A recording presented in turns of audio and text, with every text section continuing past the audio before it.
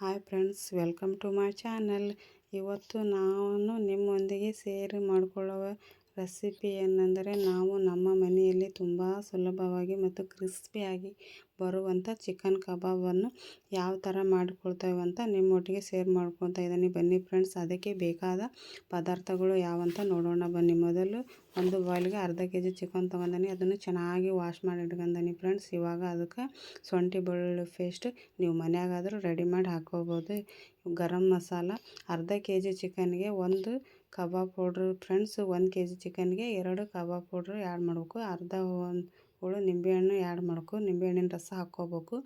1 ಮೊಟ್ಟೆ, ಆಮೇಲೆ 1 kg ಚಿಕನ್ಗೆ 2 ಮೊಟ್ಟೆ, ಕರಿಬೇವು, ಕೊತ್ತಂಬರಿ, 2 ಸ್ಪೂನು ಅಚ್ಚ ಖಾರದ ಪುಡಿ ತೊಗೊಂಡಿನಿ. ಕಲಸುವಾಗ ನೋಡಿಕೊಂಡು ಖಾರ ಹಾಕಿರಿ ಫ್ರೆಂಡ್ಸ್. ಇವಾಗ ಒಂದು ಬಾಯ್ಲಿಗೆ ನಾನು ತೊಗೊಂಡ 1 ಮೊಟ್ಟೆಯನ್ನು ಒಡೆದು ಹಾಕ್ಕೊತೀನಿ.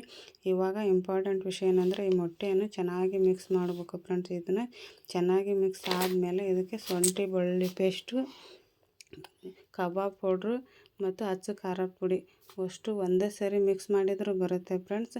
ನಾನು ಈ ಥರ ಮಿಕ್ಸ್ ಮಾಡಿರ್ತೇನೆ, ನಿಮಗೆ ಅದೇ ಥರ ತೋರಿಸ್ತಾ ಇದ್ದೀನಿ. ಹಾಗೂ ಬರುತ್ತೆ, ಹಿಂಗೂ ಬರುತ್ತೆ ಫ್ರೆಂಡ್ಸ್. ಇವಾಗ ಕಬಾಬ್ ಪೌಡ್ರ್ ಆ್ಯಡ್ ಮಾಡ್ಕೊತಾ ಇದ್ದೀನಿ. ಕಬಾಬ್ ಪೌಡ್ರ್ ಇದನ್ನು ಮಿಕ್ಸ್ ಮಾಡಬೇಕು ಚೆನ್ನಾಗಿ. ಇದನ್ನು ಮಿಕ್ಸ್ ಆದಮೇಲೆ ಈ ಬಾಯ್ಲ್ ಚೇಂಜ್ ಆಯ್ತು. ಅದರೊಳಗೆ ವಿಡಿಯೋ ಚೆನ್ನಾಗಿ ಕಾಣಿಸ್ತಾ ಇಲ್ಲ. ಮೊದಲ ಆ್ಯಡ್ ಮಾಡಿದಂಥ ಶುಂಠಿ ಬೆಳ್ಳುಳ್ಳಿ ಪೇಸ್ಟು, ಎಗ್ಗು ಮತ್ತು ಕಬಾಬ್ ಪೌಡ್ರು.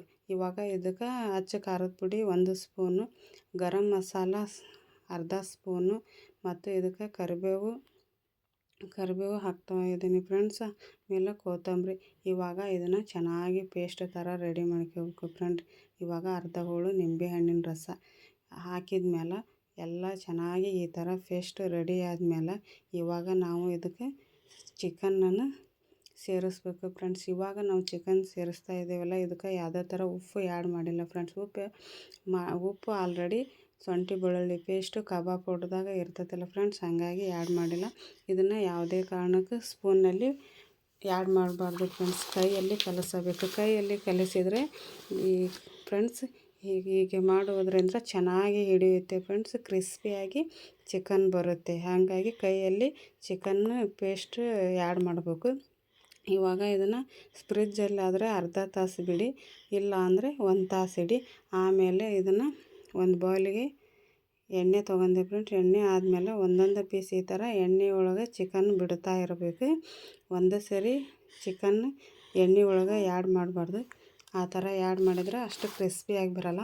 ಇವಾಗ ಇದನ್ನು 1 ನಿಮಿಷಕ್ಕೆ 1 ಸಾರಿ ತಿರುಗಿಸ್ತಾ ಇರಬೇಕು. ತಿರುಗಿಸ್ತಾ ಇದ್ದರೆ ಚೆನ್ನಾಗಿ ಬರುತ್ತೆ. ಮತ್ತು ನಾವು 5 ನಿಮಿಷ ಸಾಕು. ನಮಗೆ ಬೇಕಂದ್ರೆ ಕ್ರಿಸ್ಪಿ ಆಗಬೇಕಂದ್ರೆ 2 ನಿಮಿಷ ಎಕ್ಸ್ಟ್ರಾ ಬೇಯಿಸ್ಕೊರಿ ಫ್ರೆಂಡ್ಸ್. ನೋಡಿ ಫ್ರೆಂಡ್ಸ್, ಚಿಕನ್ ಎಷ್ಟು ಕ್ರಿಸ್ಪಿಯಾಗಿ ಚೆನ್ನಾಗಿ ಪದರು ಬಿಟ್ಕೊಂಡೈತಿ.